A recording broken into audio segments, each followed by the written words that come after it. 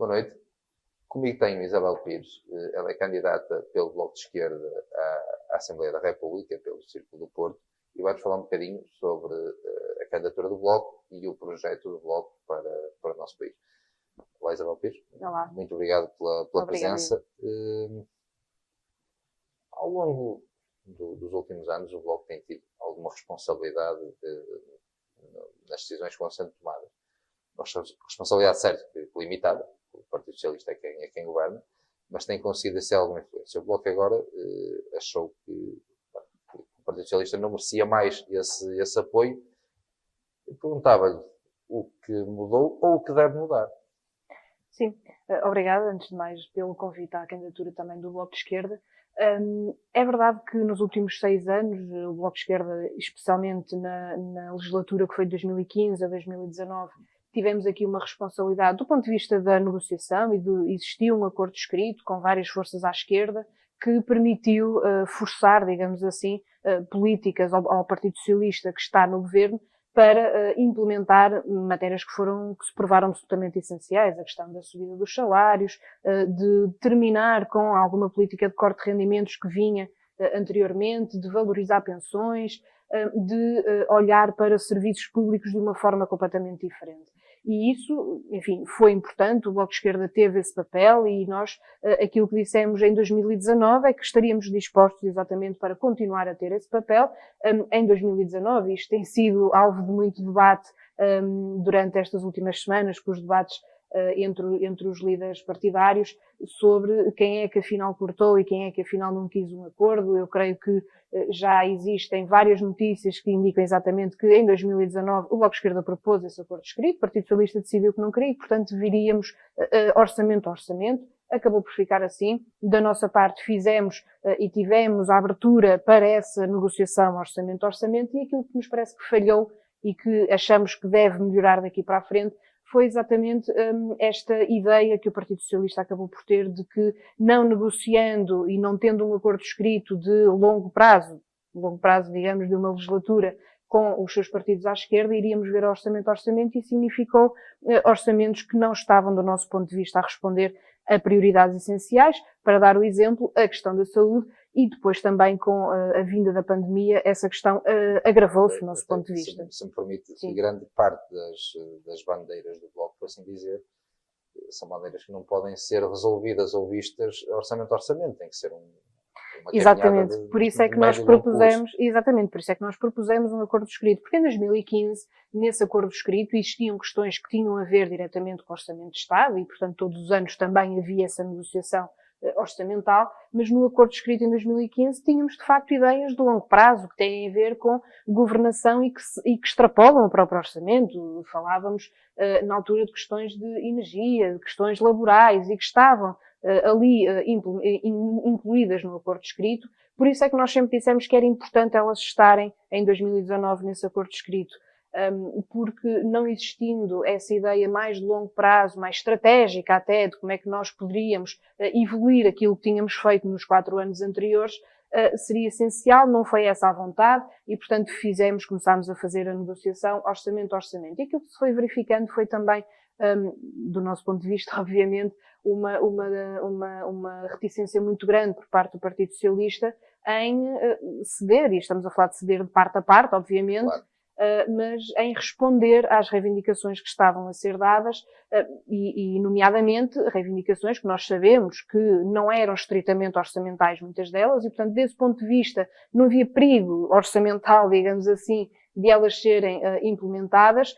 Na parte da saúde sabemos que há uma grande importância no orçamento, mas íamos além do orçamento. Na questão laboral, para nós, continua a ser essencial e, portanto, aquilo que nós dizemos agora para o futuro é que as nossas propostas e o programa que nós apresentamos para estas eleições, eu creio que ele é muito conhecido porque ele vai bater muito com aquilo que têm sido as propostas que nós apresentamos, especialmente no último Orçamento de Estado, ao Partido Socialista. Tem uma vertente muito forte também do ponto de vista ambiental e de como nós podemos responder à crise, que é a maior crise que nós atravessamos neste momento, além da pandemia, e, portanto, parece-nos que é com essas bases que não são novas para o Partido Socialista, não são uma novidade para o público em geral, mas são essas bases onde nós pretendemos trabalhar.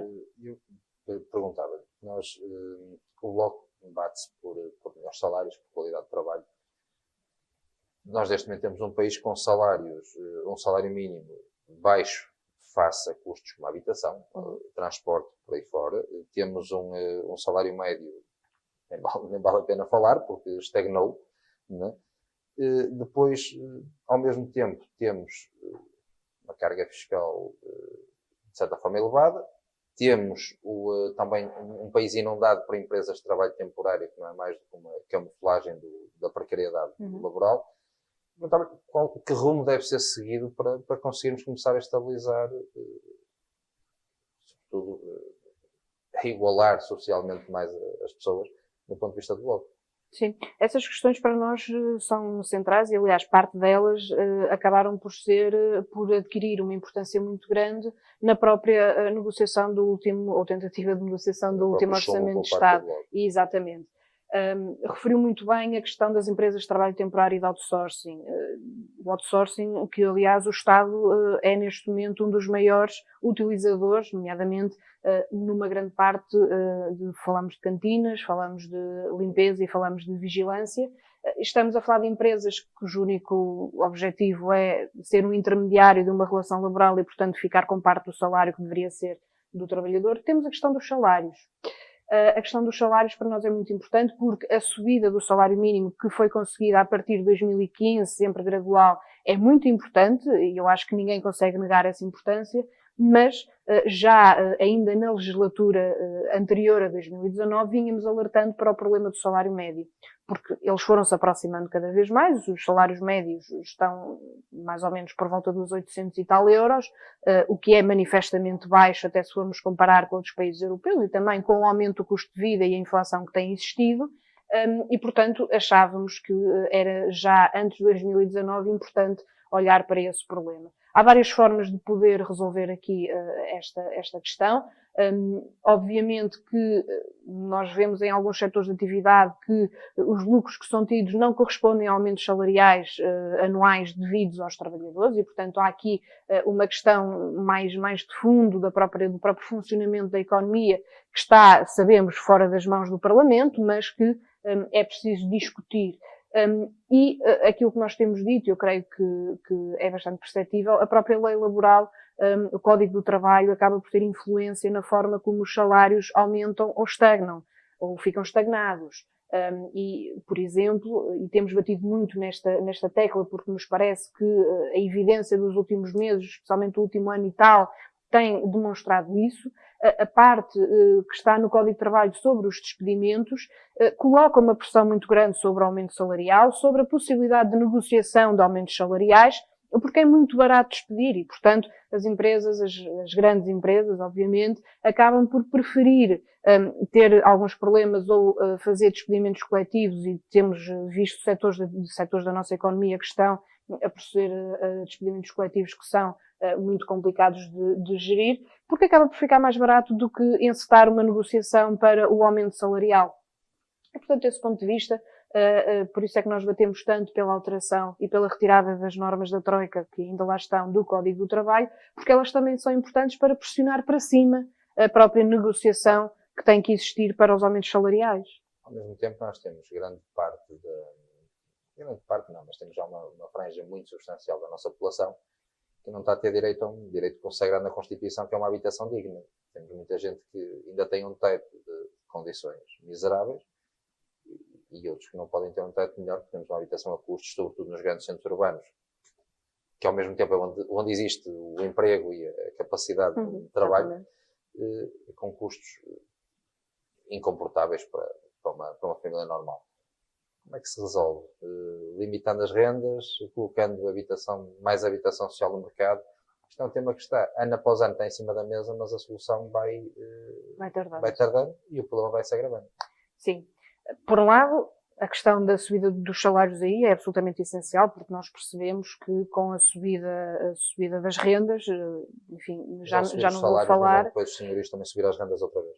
Pronto, a questão é essa, ou seja, tem que haver aqui várias vertentes. Por um lado, a questão da subida do salário é essencial. Por outro lado, a forma como o Estado tem ou não capacidade de intervenção no mercado imobiliário. Nós temos ouvido ao longo das últimas décadas que o mercado imobiliário deve funcionar livremente, como está a funcionar, e que assim ele irá adaptar-se e irá corrigir as falhas que tem. Aquilo que nós vimos e que assistimos é exatamente o contrário. Ele não está a resolver essas falhas e não está a responder a essas necessidades.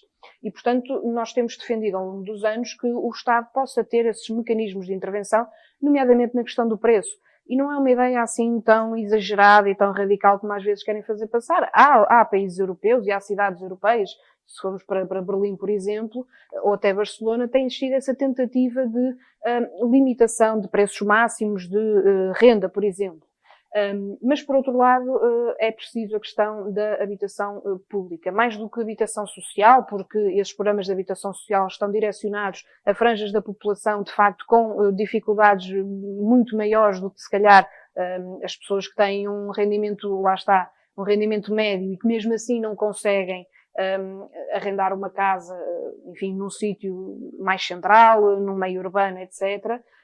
E, portanto, desse ponto de vista, temos tido o papel não só da Lei de Bases da Habitação, o programa do Primeiro Direito, que as autarquias têm aqui uma relevância grande em aprová-lo, e o próprio PRR, agora mais recentemente, com algum fundo de investimento razoável em habitação, mas ainda assim parece-nos que ele fica aquém daquilo que seria necessário. Nós, por exemplo, no Distrito do Porto temos identificado, pelas nossas contas, mais ou menos 10 mil agregados familiares que necessitariam de uma habitação básica, que estão com precariedade habitacional muito grande e, portanto, uma das nossas prioridades aqui para o distrito especificamente até seria a construção e a elaboração de um programa de construção de casas de habitação pública, não necessariamente social, mas pública, incluindo todas, rendas acessíveis, etc., cerca de 20 mil fogos para poder responder a essas necessidades, porque, efetivamente, isto também depois é uma forma de ajudar a pressionar o mercado a baixar também os seus preços. Sabemos que é difícil, sabemos que é algo que demora bastante tempo, muito provavelmente, é preciso alguma coragem para implementar essas medidas, mas queremos que esse é o caminho.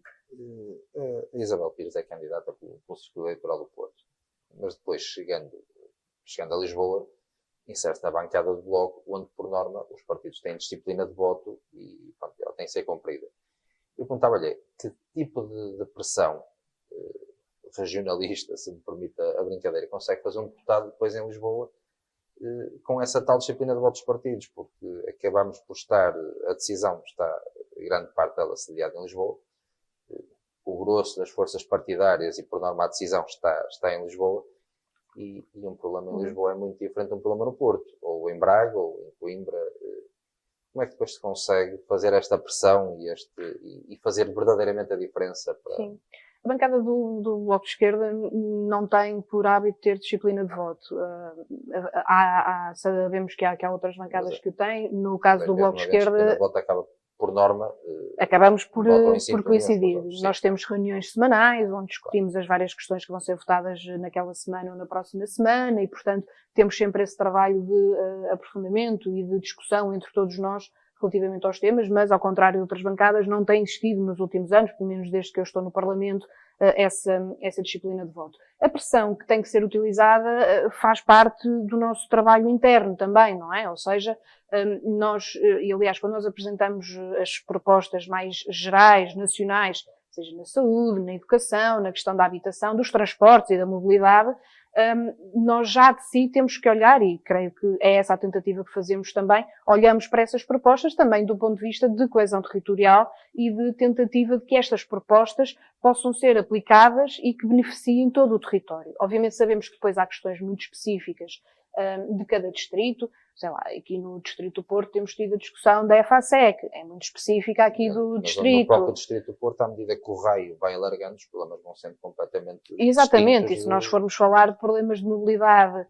de Vila Real ou de Bragança, estamos a falar de uma realidade diferente do Porto ou de Lisboa, que já nem sequer se compara. Mas, de facto, aquilo que nós obviamente fazemos é discutir formas de que essas propostas e depois as votações que nós vamos tendo se respondem ou não também aos círculos eleitorais por onde nós somos eleitos e obviamente que termos propostas específicas, porque isso é comum também depois no Parlamento, termos propostas específicas que enfim, não distritais, mas respondendo a problemas que têm a ver mais diretamente com determinado círculo eleitoral e claro que os deputados e as deputadas aqui do Distrito do Porto farão e continuarão a fazer esse trabalho também de pressão.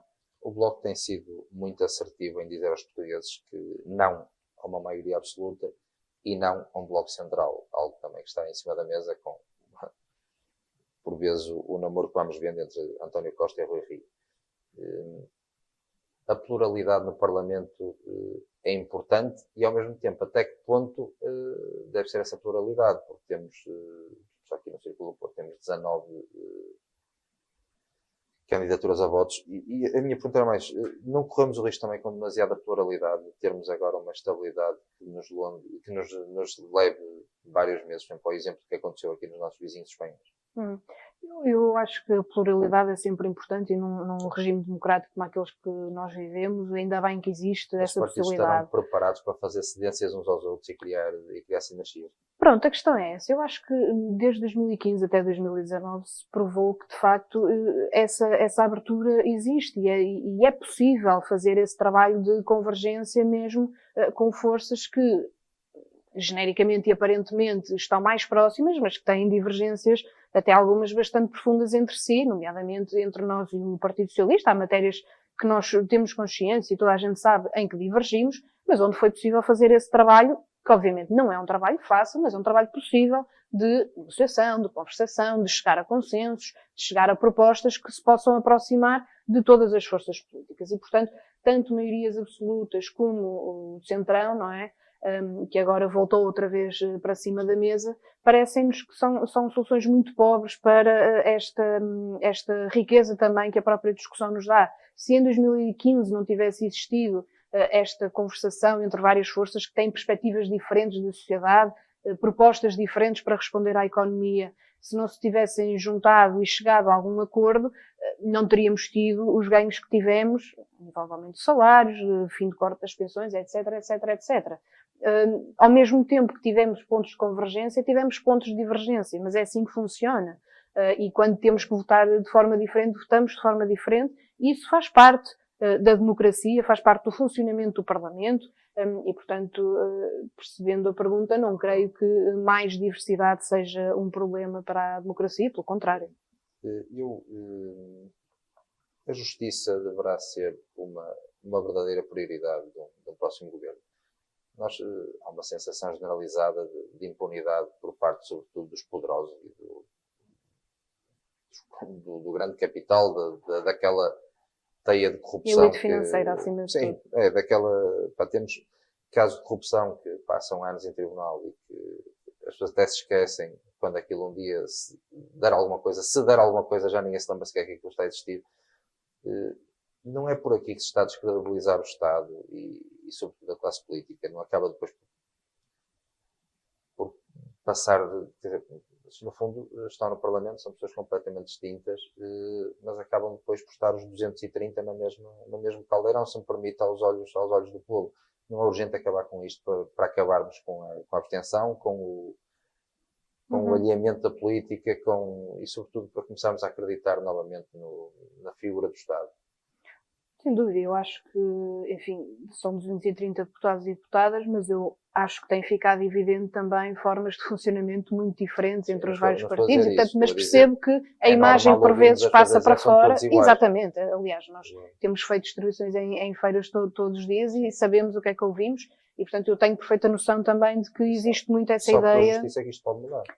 E, portanto, eu acho que, por um lado, é importante para essa questão específica do são todos iguais, também existir aqui um tratamento daquilo que passa para toda a comunicação social do que é a intervenção de cada partido, porque são diferentes e têm formas de atuar diferentes. Sobre a questão da justiça, é obviamente um ponto muito importante. Eu creio que é inegável que tanto os atrasos, por vezes os anos que se passam em determinados processos e a forma como, em especial nos últimos anos, tem vindo a lume a forma como esta elite financeira, não é, tem conseguido fazer tudo aquilo que quer e passar impune é, do nosso ponto de vista, muito grave. É porque temos os portugueses com moratórias, com dificuldades enormes para pagar créditos de habitação, Com certeza, e automóvel e tudo mais. Sim, a sua vida, e não é? Depois vemos as audições do novo banco. E mesmo assim, é estas audições, por exemplo... E levar qualquer português a perceber como é que é possível esta diferença de tratamento. E mesmo assim, estas audições têm a vantagem de tornar mais público algumas coisas que, por vezes, pela via judicial, não estão a ser acompanhadas, não é? E, portanto, é a partir dessas audições e desses inquéritos que... algumas delas terão sido ensinadas. Exatamente, estas últimas informações têm sido gravíssimas sobre a forma de que houve aqui uma tentativa... Quando a coisa está mal, não vamos lá espetar mais uma facada que é para... E, portanto...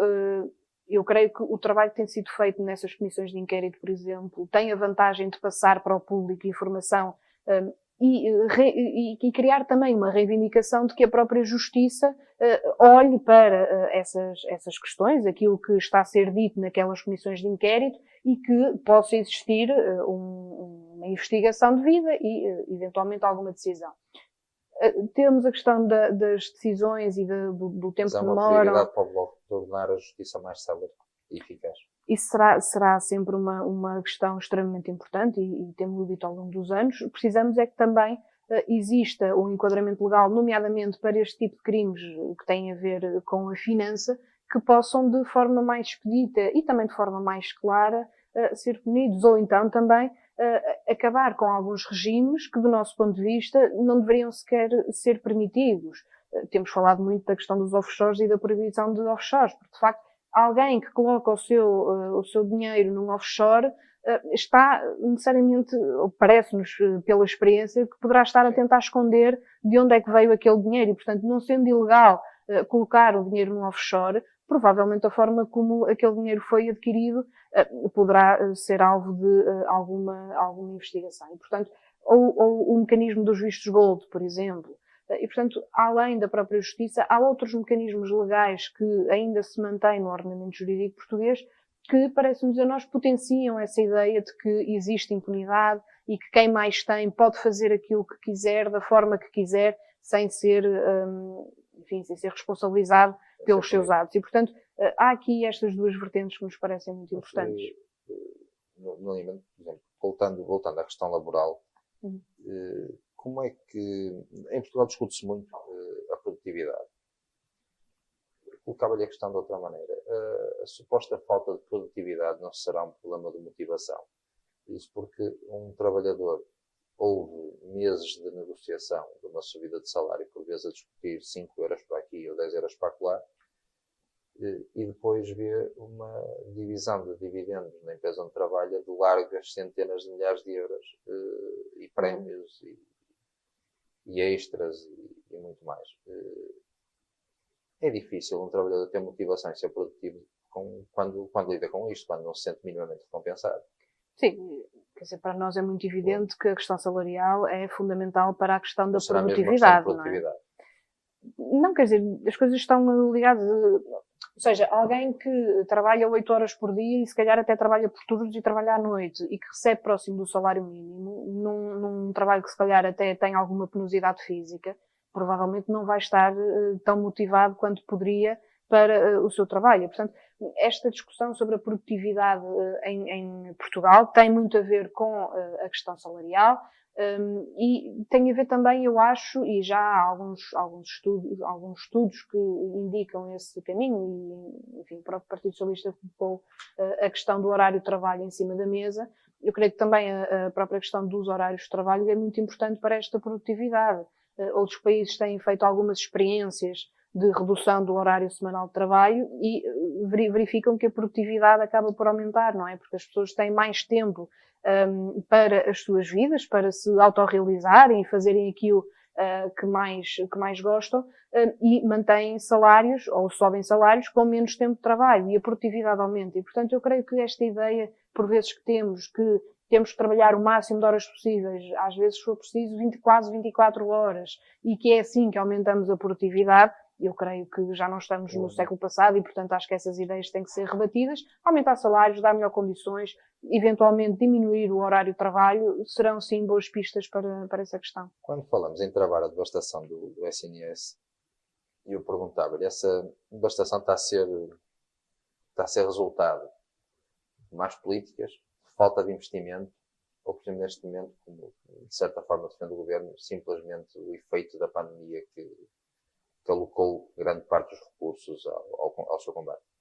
O efeito da pandemia, eu acho que é óbvio, o seu peso no Serviço Nacional de Saúde. Mas depois é meramente um problema de investimento ou é também um problema eu acho que é um bocado os dois, não é? Até porque o próprio investimento é uma decisão política e a forma como o investimento é maior ou menor também é uma decisão política, não é? Porque ele acaba por ter que ser votado nos orçamentos de Estado ou noutros meios que sejam necessários. E no caso da saúde, enfim, ao longo das últimas décadas temos verificado que existiu, enfim, até uma determinada altura, até um desinvestimento muito grande neste serviço público absolutamente essencial. Isso passa não só pelo investimento em infraestruturas, em materiais, mas passa também pela forma como se tratam os profissionais de saúde.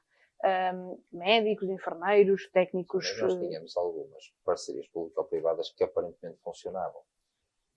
Quando uma coisa funciona, também, por vezes, não devemos deixar que funcione, quer dizer, colocar um bocado as nossas ideias de lá deixar que funcione. Eu sei que, por norma, o Bloco defende o SNS, é empresa do Estado. E o fim das parcerias público-privadas. Sim, mas algumas aparentemente funcionavam. A questão é o custo que isso tem para o Estado, e quando estamos a falar do custo para o Estado, estamos a falar do custo para todos nós. Além de que, enfim, as parcerias público-privadas, elas no geral, porque há várias, em várias áreas, mas no geral elas continuam a drenar milhares de milhões de euros todos os anos do orçamento, sendo que, além das parcerias público-privadas rodoviárias, as seguintes que nos drenam mais dinheiro são as da saúde. Falava especificamente da saúde, temos sim, alguns exemplos que isto funcionaria. Agora, do nosso ponto de vista, parece-nos que nós continuamos a defender, e existiram alguns casos em que, inclusivamente, houve alguns relatórios dispares nessa avaliação que foi feita dessas PPPs, em que o Tribunal de Contas dizia uma coisa, outras entidades diziam uma coisa diferente, e portanto, nós parece-nos que, pelo seguro, aquilo que foi investimento público na construção destas infraestruturas, na formação dos profissionais de saúde, deve-se manter na gestão pública, porque depois a outra discussão que não se tem quando se quer discutir as supostas vantagens das parcerias público-privadas e da gestão privada é que não se quer discutir depois o bom que também tem a gestão pública no nosso Serviço Nacional de Saúde e o trabalho que tem tido. Eu creio que a pandemia, se alguma coisa boa, entre aspas, trouxe, foi a verificação do esforço tremendo.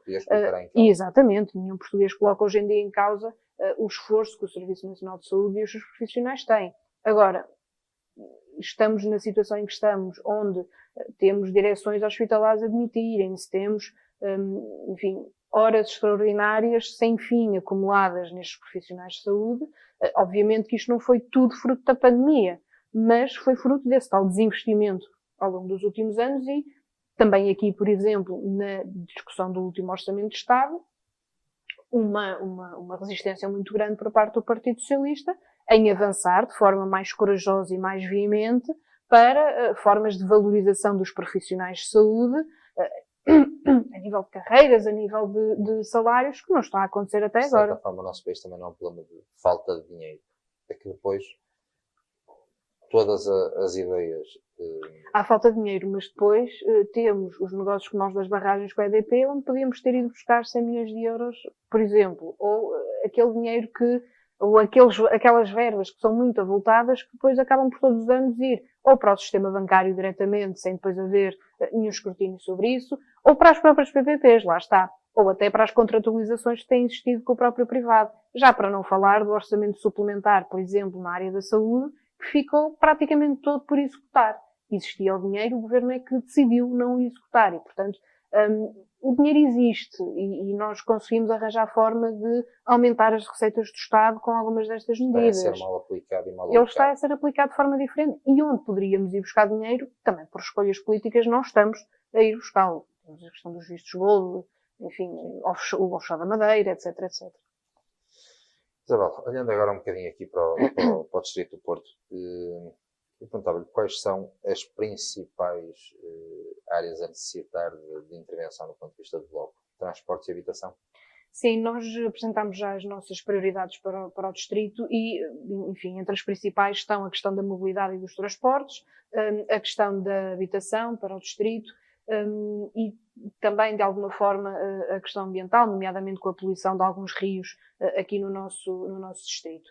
A questão dos transportes e da mobilidade, temos por um lado, achamos que é preciso continuar a olhar para a linha de metro e avançar cada vez mais na sua expansão, porque ela é uma linha que chega, do ponto de vista de distância, a locais bastante distantes, e isso é importante, mas é preciso, sei lá, estamos aqui no Concelho de Gaia e sabemos que, por exemplo, aqui neste Concelho, precisamos urgentemente de continuar a expandir a rede de metro, precisamos de que os STCP também tenham uma visão cada vez mais distrital e que possa aumentar as suas carreiras para chegar aos sítios onde o metro não pode chegar, obviamente, a todo lado, e, portanto, precisamos aqui que os próprios SCCP tenham este crescimento, mas depois também temos identificado algumas questões, não diria tanto estradas nacionais, mas ICs que precisam aqui de algumas obras, algumas delas até já prometidas há muito tempo, continuam a ser adiadas. Ontem, por exemplo, estivemos